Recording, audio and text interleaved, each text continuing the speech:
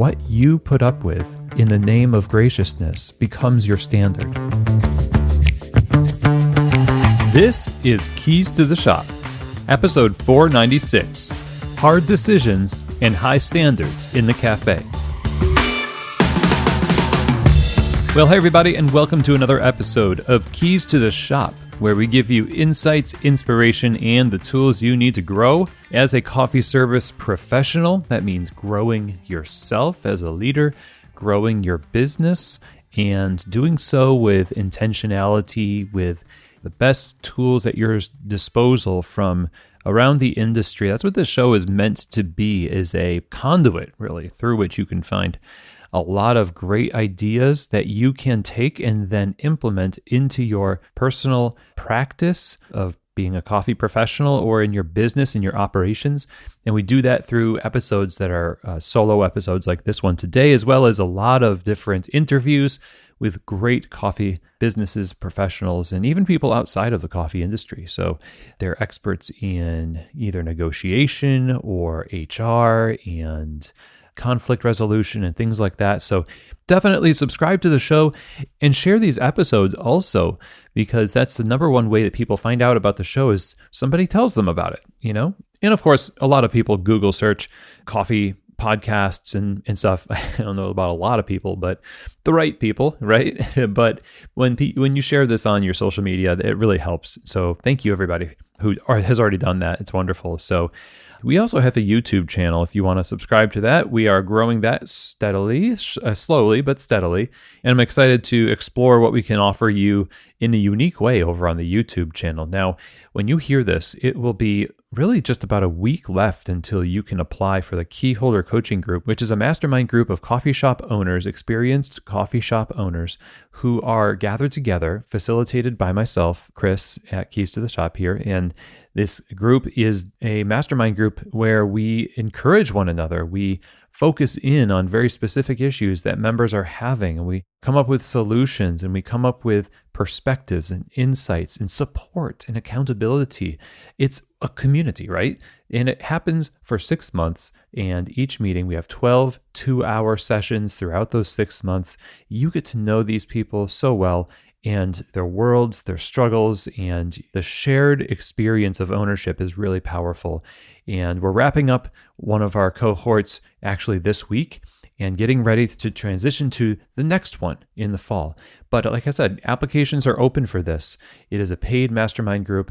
It is something that I think you should consider if what I just said is like, ooh, that really does sound like something I'm looking for. And maybe will help me enter into the next phase of business and ownership. So email Chris at keystotheshop.com. You can follow the links in the show notes for the application as well. But yeah, just reach out and let's have a conversation. Let's see if this is the right fit for you and you got some time. So go ahead and do that today. And let's see if joining us here in this next fall Keyholder Coaching Group is right for you. Now, today's episode is brought to you by our wonderful sponsors over at Ground Control at groundcontrol.coffee, which is the next level coffee brewer and all-in-one brewer. Our other sponsor today is the awesome Pacific Barista Series, the line of plant-based performance beverages designed for baristas at pacificfoodservice.com. So you can find out more information at pacificfoodservice.com, and I'll talk to you a little bit more about each of them later in the episode. But for now, I want to get right to our conversation, and it is going to be all about, I would say, kind of the self-sabotage that we do in the world of management and leadership in the coffee shop. And the reason why I'm thinking about this is there's constantly this struggle in coffee shops between owners and staff, management and staff. And there's an episode we've done in the past called When Patience is Not a Virtue. And the point of that episode was that we have a tendency to allow things to go on for so long that they become a part of the business. And when I say things, what I mean are negative things, people that stay on staff for too long. Owners, out of a sense of, I don't want to be this person who's perceived as mean, and instead will try to become best friends with all of their staff or be very permissive and use the word, well, I'm just being patient, and they're just trying to serve well. And actually what they're doing is facilitating a failure, actually, in the culture, not facilitating success. What they're doing is enabling the behavior of an individual who's not aligned with the values of the company, with the business, or contributing to the betterment of the business, which, by the way, contributes to the betterment of the people. Because if your business is not healthy, you can't do great things for people. The health of the business is paramount. It really is. If you want to look out for and care for your staff really well, you've got to look out for and care for your business, that it's able to be profitable, that it's able to have a great reputation in your community. And you can't have those things if you've got somebody whose contribution seems to be as more of an anchor than a propeller. They are dragging things down. They have to be pushed to do the most basic of things. And it's usually based on the way that they perceive their role in a business as one who's supposed to receive a lot of things, but to give minimally. And that's kind of an entitlement attitude that we find in many younger staff whose perception of the world and of themselves and other people is still kind of forming. And as a result, what we do, because as operators, we are not also in a place of certainty. We are kind of in this place of figuring it out ourselves. We just don't have the time to deal with it and kind of hope it'll change. And we'll also kind of take it upon ourselves to almost act like their attitude and what they're doing is because of us. Now, to be sure, because you ultimately do have a lot of authority, you do have a bit of a heavier burden placed upon you to facilitate success, to give every opportunity through information, communication, consistency in pay and scheduling, keeping your promises, following through, doing all of those things, right? We talk about this on the show all the time, about your role as a leader in the business.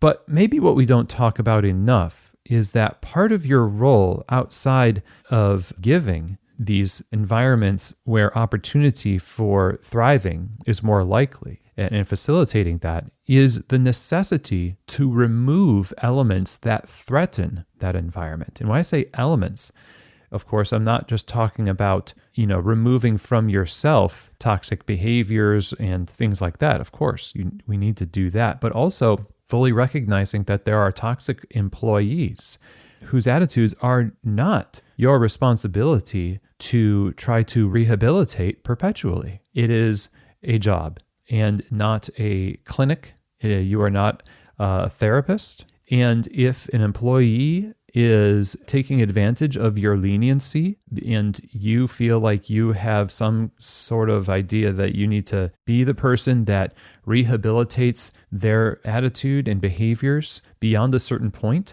well, then it has become less of a professional environment.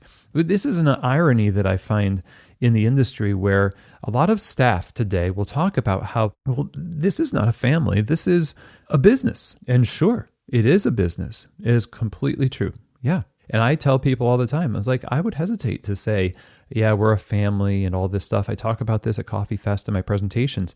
It's, personal boundaries that get crossed all the time at the hand of owners who, well-meaning as they might be, create some awkwardness and cross that line. But that line is crossed in a different way by employees who sometimes explicitly and most of the time implicitly demand such leniency and opportunity as would only be given to them by family, but not in a professional environment. In a professional environment, theoretically, that wouldn't fly. But because we have a communal aspect to coffee and we're big-hearted people, most of us in coffee. We get into this because we're like, we love community, we love coffee, and we're like relational people, and we have these really kind of this creative heart behind what we're doing. It's harder for us to make these decisions to confront bad behavior because to us, we want to default towards grace. We want to default towards leniency. But again, like I said in that original short shift break on this, that we're extending a little bit today, patience at a certain point is not a virtue. It's an enablement of a toxic element that, whether it's coming from an authority or it's coming from a staff member, has to be addressed and removed. Now, the reason I bring this up is because we seem to be on this hamster wheel in cafes where we're running and running and running. We're just not getting anywhere when it comes to developing higher standards for hospitality and quality over the course of a busy day's worth of making hundreds of coffees. It's hard to get a great shot of espresso from a busy cafe. It's hard to get great service and hospitality from a busy cafe. Because instead of confronting the causes, like the root cause for why lack of consistency and quality or a lack of great hospitality might have come to fruition, which happens to be very relationship oriented, which means there's some difficult conversations that need to be made. And maybe some of those difficult conversations will lead to losing some staff. We would rather default to technology and default to different business models that will compensate for our just perpetual avoidance of dealing with the human element in our coffee shops. In other words, we're creating an industry by avoiding these difficult conversations, by not having a high standard for performance-based work in the cafe and avoiding things because we feel uncomfortable. And we, like this, I want to give them grace. I want to give them grace. What ends up happening is the coffee shop industry, if you could say it was an industry, is being designed according to the preferences of the lowest performers. It is a performance in a coffee bar. It is not a place where you get to express every nook and cranny of your soul to the general public. This is a coffee shop. It is a business. It is a professional environment. Again, we say these things that we want it to be professional, but then we also, on the other side of our mouth, want all of these personal, favors in the form of no holds barred expression of personal ideology and sort of like this life fulfillment ideal. None of us get that at work. That's not something work can really give you in total. It's part of it. Your vocation can help part of that, but work is not a surrogate for your personal life. And it is not a surrogate for meaning in your life in general. And when it becomes such, then it starts to become strange. And so to rein this in just a bit here, not to make it too ranty, it's probably well past that point. When we look at the landscape of what coffee shops are like today, we are looking at a picture not of different models of coffee shops that are just being tested and tried in the industry and found wanting because one business couldn't make it with that model, or we're thinking about tactics, we're thinking about technology, we're thinking about anything and everything except the human element. And if tomorrow we all just decided that we're going to stop trying to innovate models of operation and instead simply hold our staff accountable for work that they said that they would do, and hold ourselves accountable for work we said we would do, then more models of doing business and strategies, etc., would be shown to actually be valid, but they'd been invalidated because we didn't realize, hey, it's actually a fine model. It's just the people part was off. The leadership was just not ready to be a leader. The staff was allowed to basically run amok. And they had bad leadership, yes, but they also personally had a lot of bad standards for themselves as professionals. They demanded from their work and their bosses things that they themselves are supposed to provide for themselves, like motivation and professional ethics and integrity in their work and that kind of thing. It is true, I think, today, and I will just go ahead and put this out there, a vast, vast number of people who are working as baristas right now, and people who are operating coffee bars right now, it would have been better if they had not. And it's because in their lives, at the moment they decided to do this work, they were not prepared personally to enter in with those things, those personal and professional points of integrity and standards. And now what we're forced to do, and I think is just what we need to do, is elevate our standards for what we want to see from a professional environment in the coffee shop. This is why we talk about having your policies have kind of some backbone to them. There has to be consequences for actions, not just around being late, but also about people who give bad hospitality. We allow it because the person is, they're, going through. We allow so much in our coffee shops. And then we wonder why we're not successful.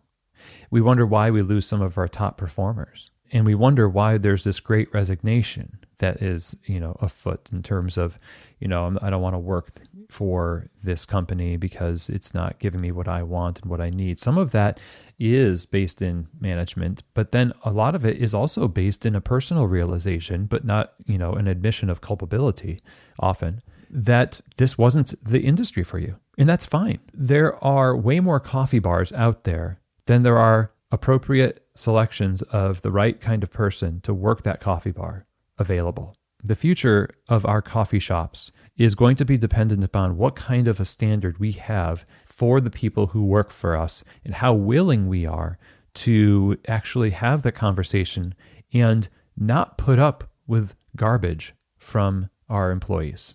As much as I don't think we should put up with garbage from ourselves, and we should certainly, as if you're a manager, or if you're a barista, you don't have to put up with that from your boss. I mean, you might have to look for a different job, but none of this is letting people off the hook. But I find this trend where those owners who really are doing a good job often are taken advantage of by people who, for whatever reason, have determined that they won't do a good job.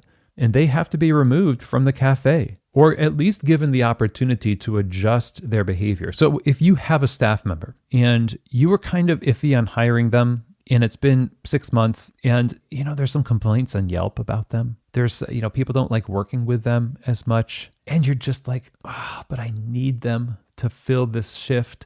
And maybe if I talk to them in the right tone, it's making you crazy. And guess what? It's making everyone else crazy too. But you're like, but they're a person, and they're, they're in a hard place in life right now, and they're this, that, and the other thing. There's always something that makes it so that you don't make that decision, and you simply allow your coffee shop and your business to be the thing that absorbs all the dysfunction and all of the toxicity in hopes that it will be seen as you being gracious, you being kind, and serving them well by not calling them up to a higher standard.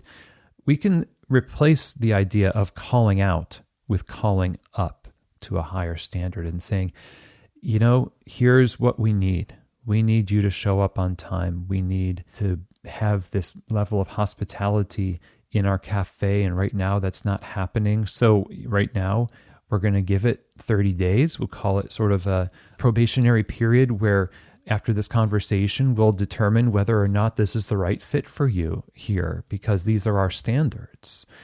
And in that conversation, hopefully that's following some kind of a policy and some paperwork involved right there, okay? You have to be willing and fully dedicated to actually following through and being decisive. Decision, I don't know exactly what the root words are. I won't pretend to.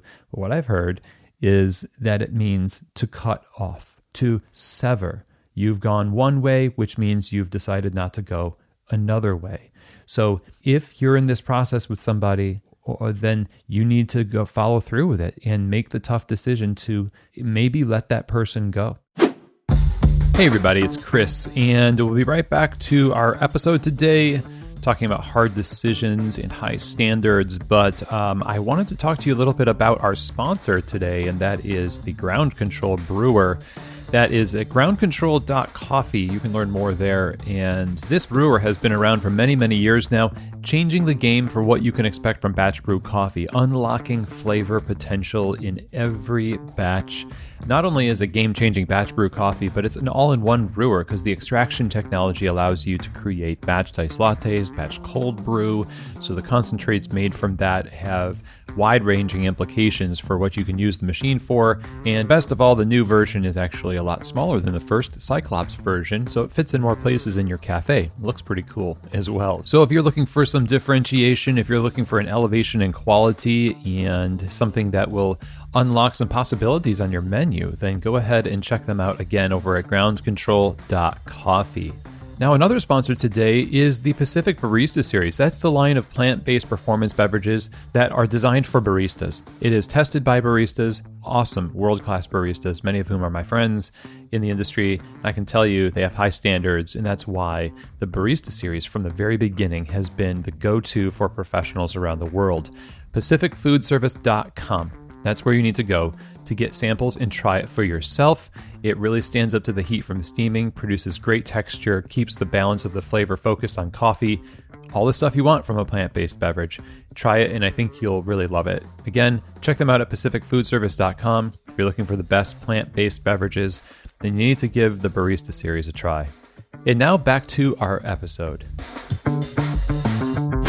How many times have I heard this? So many times, where finally, through a tortured process that didn't have to be as difficult, but was because it was really more about the owner getting up the nerve to overcome their inhibitions towards this. An employee who was not pulling their weight, not performing the job the way that the job is supposed to be performed, which is the first thing that should be done to show you care for your coworkers, by the way, is to do excellent work. I don't care about your jokes, in your memes, in your music, in your style, and all that stuff. It does not have anything to do with work. It's the same thing as the boss. The boss needs to be a great boss first. And if they happen to be cool, then fine. But we really need you to do that work that lets us get paid on time, to do that work that lets us not run out of things. Those are the first things. So in this process, you let a person go, and then everyone's like, whew, oh my gosh,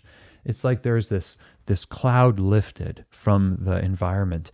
And it's unfortunate because that cloud of tension formed and gathered over time that it took for a decision to be made that could have been made sooner, more often than not.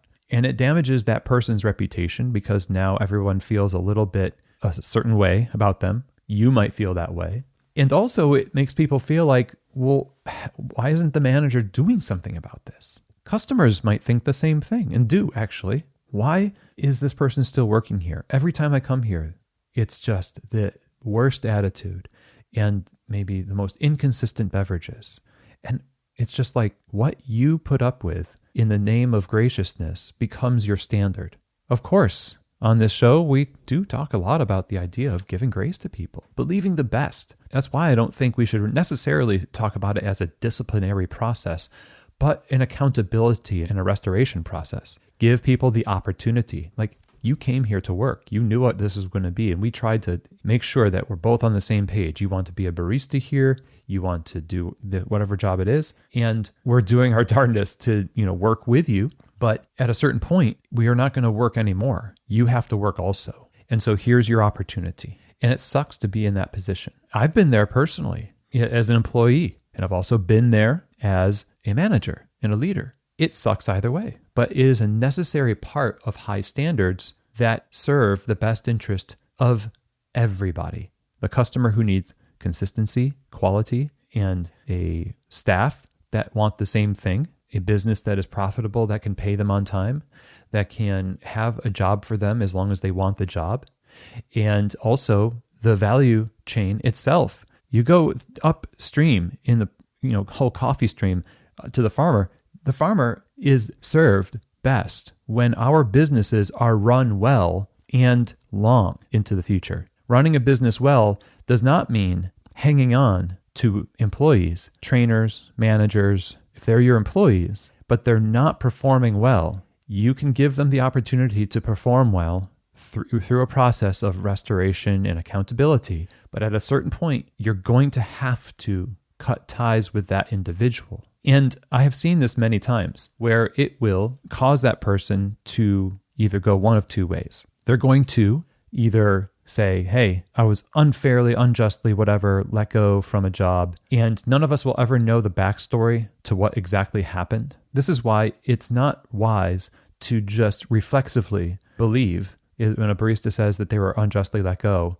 Like, we don't know how well you worked. We don't know how many times you were spoken to or what the policies were.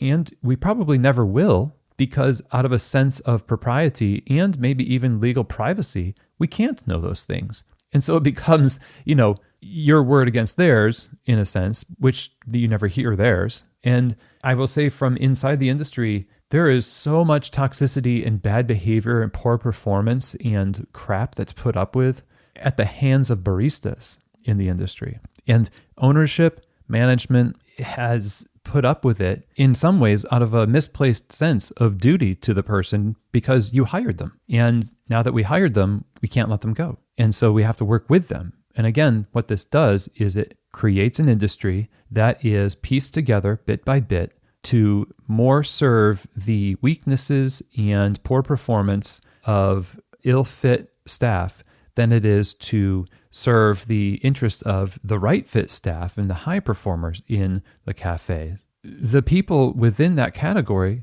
can be anybody. It is completely accessible to anybody to be a high performer, to have personal, professional integrity in the workplace, to have high standards for yourself. That is your decision as an employee, and is not something your boss is supposed to provide for you. But part of what we've adopted as leaders is this, again, our job. It's our job to motivate employees.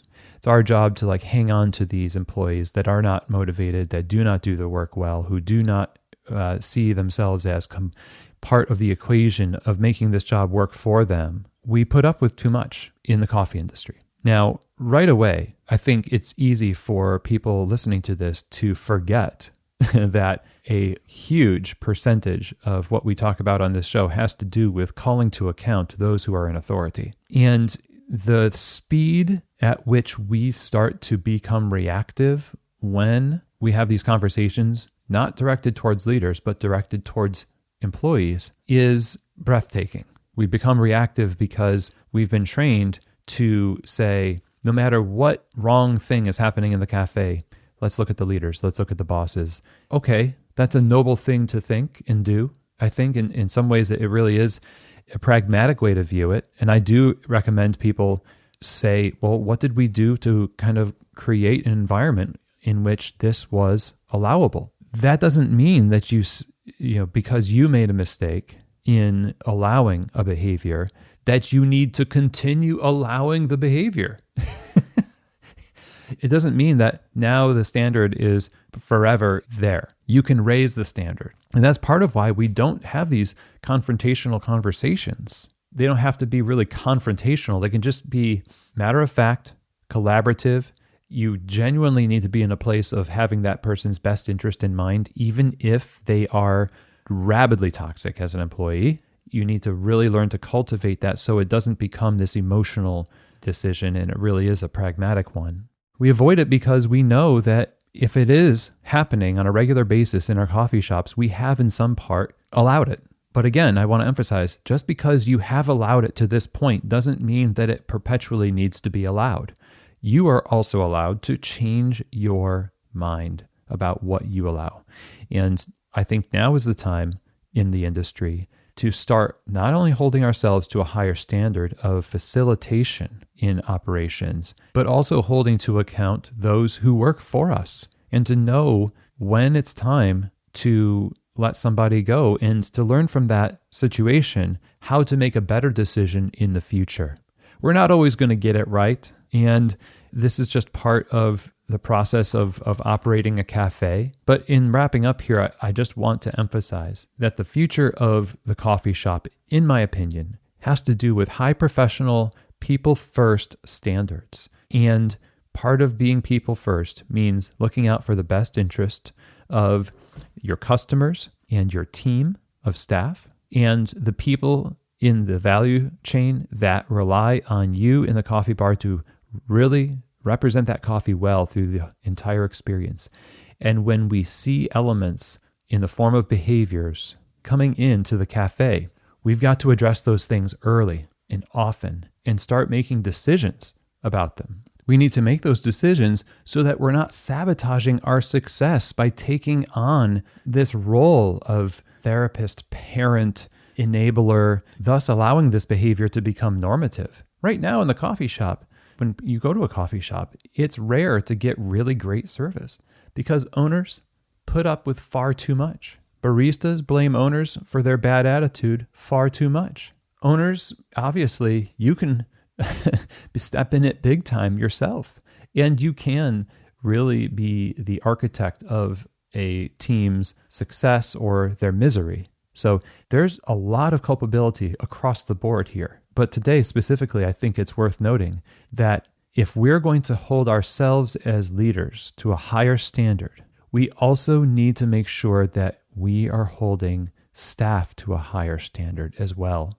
And if you are an employee listening to this, I tell you, there is not going to be very much room left for professional baristas as coffee shops start to default toward technology in a perpetual race to avoid confronting the people problem in coffee. They will replace the people with automation, and the jobs that are available for working in coffee are going to become largely clerical, largely administrative. The barista and service position will be reserved for the people who have a higher professional standard for themselves entering into the workplace. And it's my hope that we are way less lenient and less patient toward those staff out there who feel it's their right to perform poorly, have bad attitudes, give bad service for whatever reason. There's no room for that in the coffee industry. There's too much at stake. There's too much at stake in the livelihoods of all of us in coffee.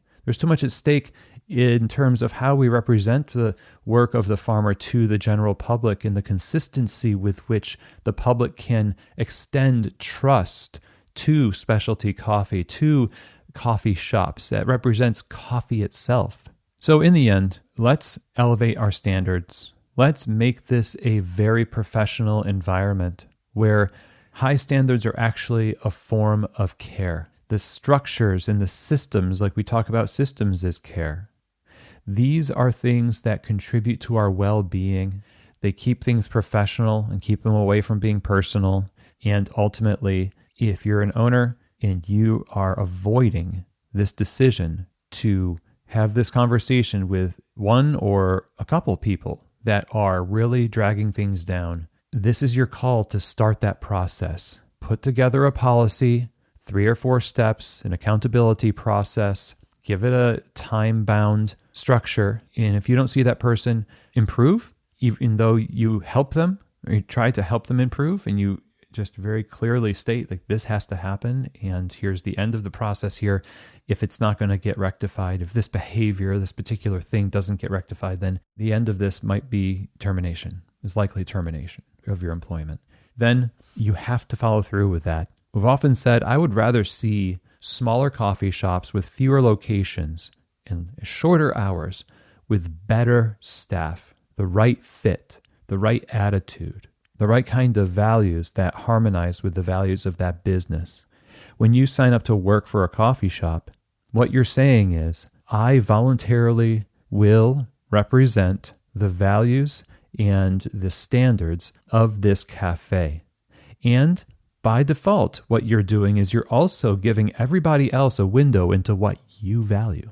And if your work is not excellent, if it's not representative of the employer or of your own even higher standard, then you're sabotaging yourself as an employee. So owners and baristas, let's not sabotage our success anymore. High standards across the board.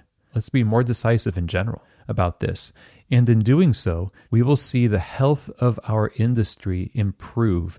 You'll see better coffee shop experiences across the industry. When we create environments where poor performance is not simply laughed at or given a toxic amount of grace, but is addressed quickly, compassionately, but quickly and decisively, so that we can keep the momentum that we gain instead of having to constantly take 2 steps forward, 1 step back, or even 2 steps back in the cafe, and what our customers experience in it and what our staff experience in it as well. So I hope that today's episode makes sense to you. It is a hard one for sure, but there is a lot of improvement that all of us in our particular stations in the cafe, our positions, can do to make it a better place to work and a better place for customers to come to and build trust in, so that maybe they will be willing to pay higher prices for coffee,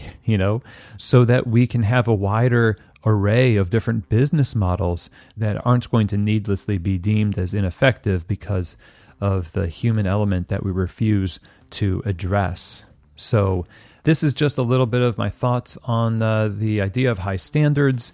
And, as per my caveats here many times, there's going to be links in the show notes to talk about a few things. One, how to be a people-first leader, how to manage people, how to realize the power differential you have as a leader. And then employees, there's also, if you're a trainer, if you're a manager, if you are just a barista, there's episodes linked in the show notes for you to listen to as well that will help you in your particular track in coffee. All of this, of course, is in service to creating great coffee shops and good coffee experiences. So I'm interested in your thoughts. And of course, let me know what you think. Chris at keystotheshop.com, CHRIS at keystotheshop.com. And if you're interested in the key holder coaching groups that are going to be receiving applications only for another few days here, really another week, go ahead and email me also. I'll send you that application, but we'll also have a conversation. So I look forward to hearing from you. That is it for today. Thank you so much, everybody. And as always, I hope that today's episode has truly given you keys to the shop.